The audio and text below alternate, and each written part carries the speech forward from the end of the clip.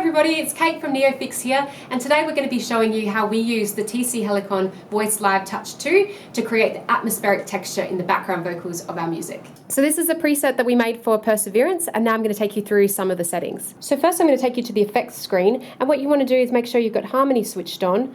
Usually if we were to do this live, we would have delay and reverb as well, but we're going to leave those off so that we've got a little bit more room to play in Ableton once we've recorded. Okay, so next we're going to go into Edit, and we're going to scroll across until we get to Harmonies. We've got the key selected there as A, which is what the key of Perseverance is in. We're going to hit Edit again, and we want to keep the dry level set to 0. This is because we've already recorded the lead layer, so all we want here is just the harmonies with none of the lead vocal coming through.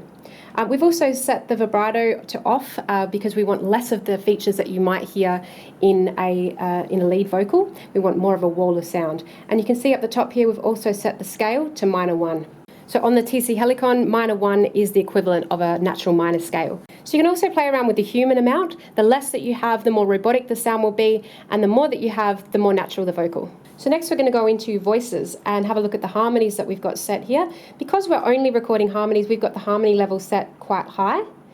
And up the top here you can see that we've clicked on a third above, a fifth above, an octave above, and an octave below. Now even if you don't know the theory behind these things, you can just play around with it and see whether the sound you get is something that you like. Now we're going to go back to home, and to save that on your favourite screen we're going to hold down the button here, and it will tell you to press store to save. Okay, so we're going to follow the signal flow from our TC Helicon into our recording interface. So before recording you want to go to setup.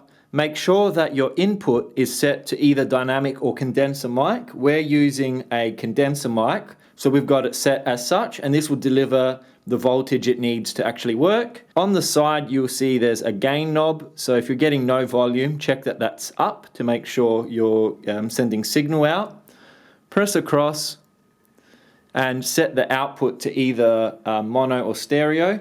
We're running 2 guitar style leads out the back into our recording interface, and we've got it set as stereo because that gives us a lot more width. The TC Helicon will pan the harmonies for you, and that way your lead vocal can sit in the middle up front in the mix. So this is our interface here, the SSL2 Plus. We have our 2 TRS cables coming in. We've got the gain set equally. We have phantom power off because that's happening over at the TC Helicon level. And pretty much we're now ready to record. So a way that I like to describe the backing vocals in a lot of our music is creating atmospheric texture. That means that there's no one sound that's sticking out over the top of other sounds like there would be in a lead vocal. So to do this, you really want to be making sure that you're leaving those features of a lead vocal out of your recording as you're going for the backing vocal. Things like slurs and vibrato and extra little stylistic qualities, you want to save them for the lead vocal and make sure you go directly onto the note and try and move cleanly between your notes as you go. Okay, so as far as mixing is concerned, I am running the vocals through an EQ, cutting off all the low end below 122 Hz, dipping in the 500 Hz range, and cutting off a decent amount of that super high end, just to help these vocals sit behind the lead vocals. So you don't want them to be too bright when we're talking about backing vocals. You want them to sort of mix into that background. We have also a CLA2A compressor, which is just going to squish the vocals a bit, keep them a bit more flat. I'm running them through a chorusy kind of effect called Magic Switch by Baby Audio, increasing the stereo width and the moistness.